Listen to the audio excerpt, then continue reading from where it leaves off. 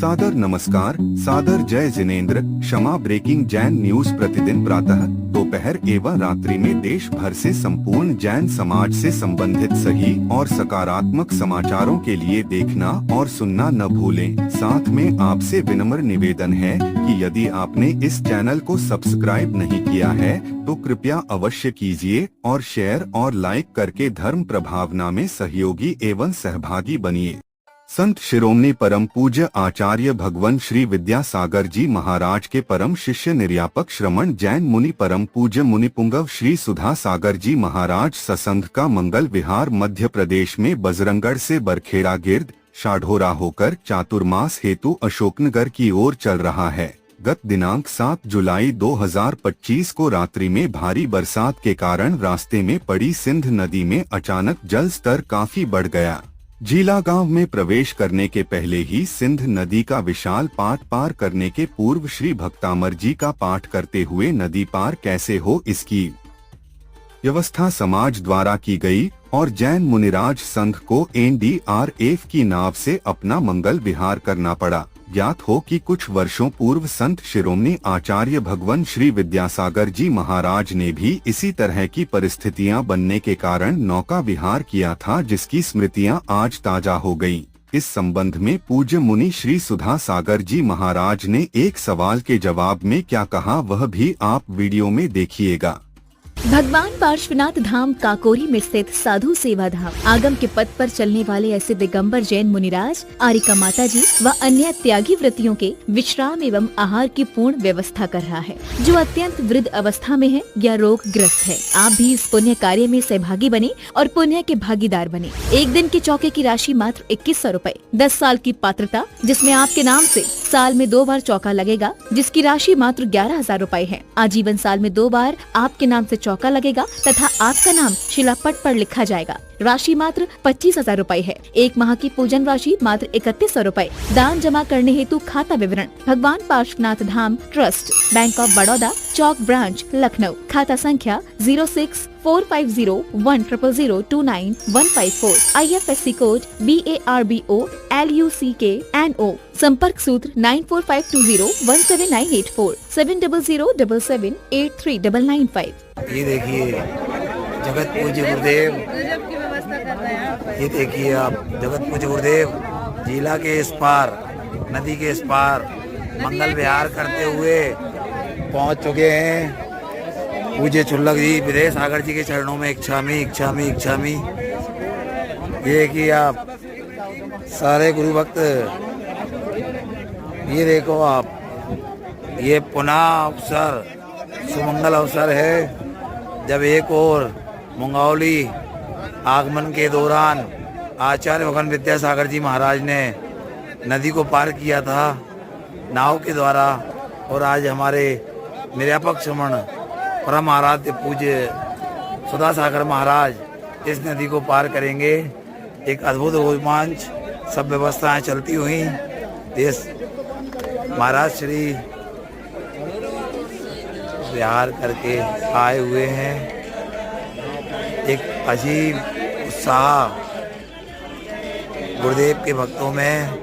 हमारे मामा आज बरखेड़ा गिर्द में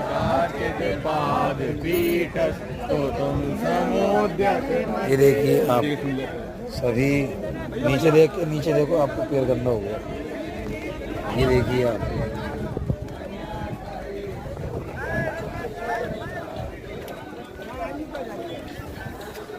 सभी लोग नदिया के उस पार जाने की व्यवस्था संजोते हुए कुछ ही पलों में NDRF टीम की टीम आएगी और नाव की व्यवस्था या क्या व्यवस्था वो बनाती है गुरुदेव को उस पार ले जाने के लिए। ये देखिए एक अजीब उत्सव और अजीब रोमांच के पल हैं ये।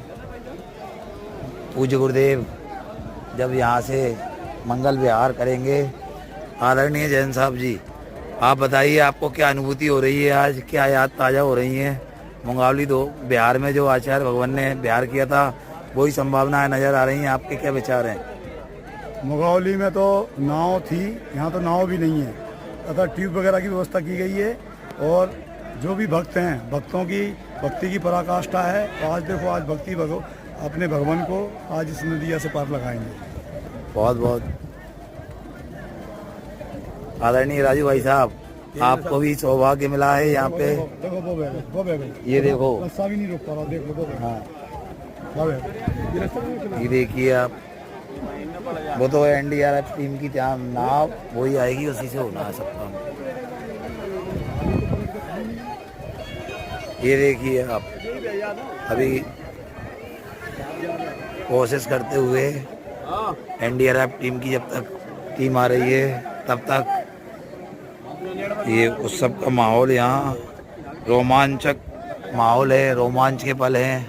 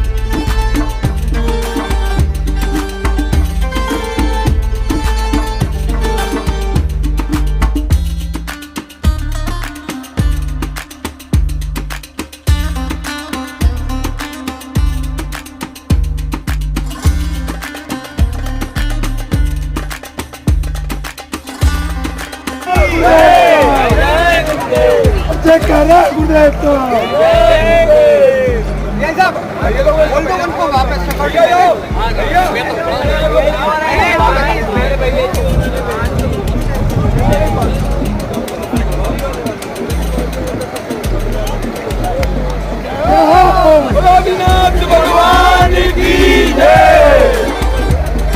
मेरे गुरु भगवान की जय।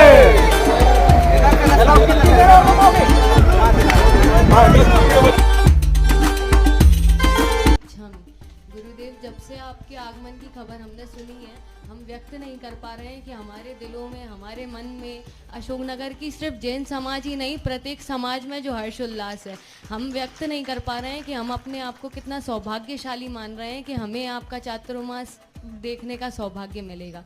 गुरुदेव, हमारी जिज्ञासा ये है कि आज का जो दृश्य हमें देखने मिला, आज जब आपने नौका विहार किया, गुरुदेव, बिल्कुल ऐसा प्रतीत हो रहा था कि आचार्य भगवान नौका में विहार कर रहे हैं। गुरुदेव, जब समाज जनों ने, जब आपका विहार हो रहा था तो एक दूसरा रास्ता भी बताया, पर जब आपका विहार हो रहा था तो वहाँ पे पानी नहीं था, जल स्तर इतना नहीं था नदी का, लेकिन उस नदी का क्या पुण्य था गुरुवर कि जैसे ही आपके चरण उस तरफ बढ़े तो नदी ने स्वयं आपके पात्र प्रक्षालन के लिए अपना बहाव एकदम बढ़ा लिया। ये जिज्ञासा है गुरुवर। नमोस्तु नमोस्तु नमोस्तु। प्रकृति को रोकना नहीं और प्रकृति से रुकना नहीं, प्रकृति को रोकना नहीं। कल शाम को रात के 10 बजे तक हमारे पास निर्णय हुआ कि नदी में छोटा पंजे तक पानी है, यानी आराम से आप निकल जाएंगे। रात के 12-2 बजे पानी बरसा। सुबह समाचार दिया गया कि घुटने तक पानी है, फिर कहा कमर तक पानी। अब ऐसी स्थिति में बढ़ता गया और हो सकता है ये सारी परिस्थितियां उसी नदी ने कराई हों। पहले ही से हमें बोल देते कि सिर के ऊपर पानी है, सिर से ऊपर पानी है, तो नियम से फिर चाहे कैसा भी होता हम लोग रास्ता कोई ना कोई चुन लेते हैं, बदल देते हैं, रुक जाते हैं। लेकिन जब होता है ऐसा कभी कभी, आज तो फिर भी पुल बन गए। चतुर्थ काल में तो साधु, अभी 50-100 साल पहले भी नदियों में पुल कहाँ होते थे, सब परिस्थितियाँ आती थी और उन परिस्थितियों के अनुसार इस प्रकार करना चाहते। ये ऐसी अप्रत्याशित, क्योंकि हम कूद तो सकते नहीं, तैर सकते नहीं, हालांकि तैरना आता है आता है, लेकिन चूंकि हमारी मर्यादा रहती है तो हम तैर भी नहीं सकते। और उसी स्थितियों में अब वो जो निमित्त बनता है उस निमित्त के अनुसार नौका का, यान का उल्लेख शास्त्रों में आया है। ऐसी परिस्थितियों में कई बार ऐसी स्थिति बन जाती है, और वो नौका नहीं थी, वो तो यूं कहना चाहिए, देखो बहुत बड़ी चीज, एक नौका विहार नहीं किया हमने जो सरकार के द्वारा बाढ़ में फंसे हुए लोगों को जिस वो जो ना उसको जो बोलते हो रेस्क्यू की जो भी होती है, हाँ, जो है वो नौका नहीं है, वो संकट मोचक साधन है।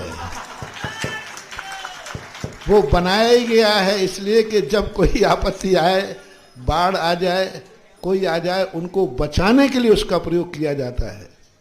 नौका तो घूमने के लिए भी प्रयोग किया जाता है, नौका विहार बोलते।